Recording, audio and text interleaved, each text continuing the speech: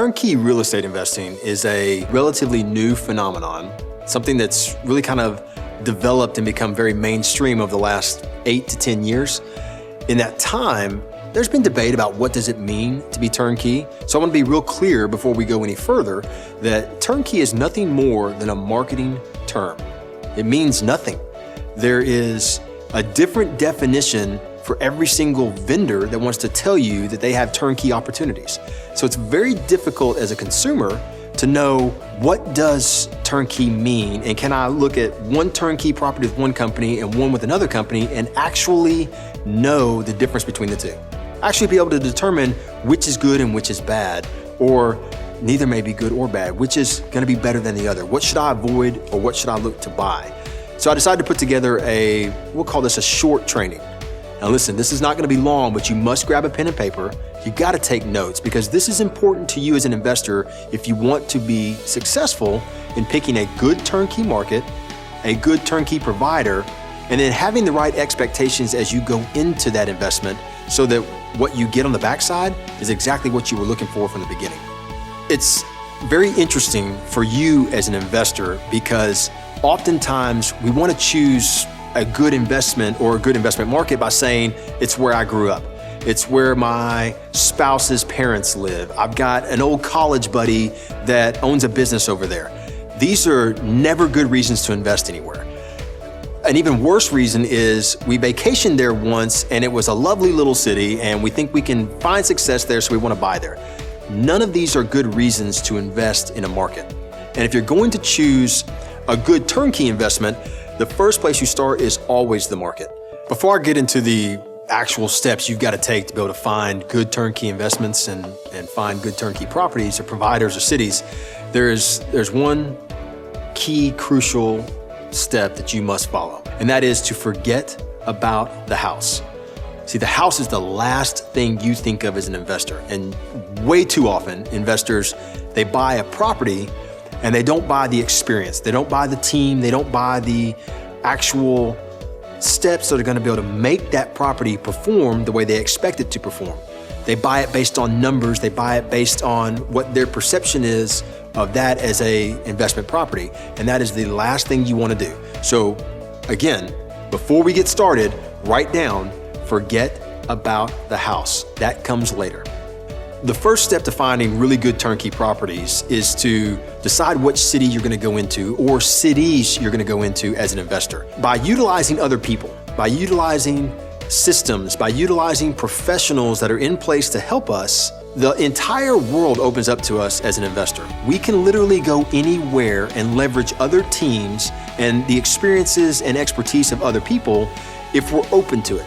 So rather than investing around the corner in the same city, across town, we can now begin to invest across the state, across the region, across the country, and for some that are a little more adventurous, even across the world if we have the right team in place. Some of the things that I look at for a good investment city, right off the bat, I'm looking for population growth. I want to know, is the population going up or down? And I'm not just talking about the city itself, because oftentimes cities are part of an MSA. And more than ever, the MSA, which is the Metro Statistical Area, those are really driving an economy in a local area. Okay, so it's not just the main city, it's not just the smaller cities around it, but it's that entire area and what's going on. People commute all across MSAs to get jobs. So what I want to know about is the MSA growing? Is it shrinking? Is it flatlining? Is it stagnant? What's happening there? I'm going to tell you that I look for things that are growing. And if one is shrinking, I want to look at the trends and find out why. It doesn't always mean it's going to be a bad market. It doesn't always mean no, but it means it's something I want to pay attention to. Another factor that I look at in a market is going to be the industries that are driving job growth. It's not just the employers themselves. It's not just the companies.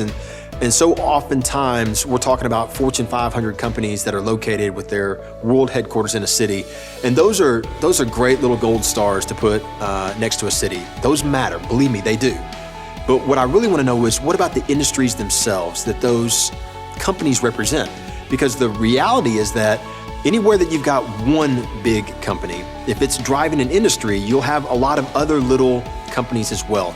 Plus, you'll have ancillary companies. These little companies that are offshoots that grow, that provide product or service to that big company that is employing in the area. So I want to know what the industry looks like, not just the companies themselves. Lastly, for an area, I really want to see what's going on with the housing statistics. I want to know what's happening with housing starts. I want to know what's happening with foreclosures. We've just come through an incredibly dark period for U.S. housing. You know, it's unbelievable the numbers and the way they shifted from a historically high number of home ownership to a almost equally historically low number of home ownership. We're back down to levels that we haven't seen for over 50 years. So I want to know what's happening locally within that market. You know, what's amazing is that when you really begin to dig in, you might find that some markets never really suffered from the housing crisis. You know, their economy just kept right on rolling for whatever reason. It could have been just the perfect mix for them. So the economy goes well, the housing economy never really suffers.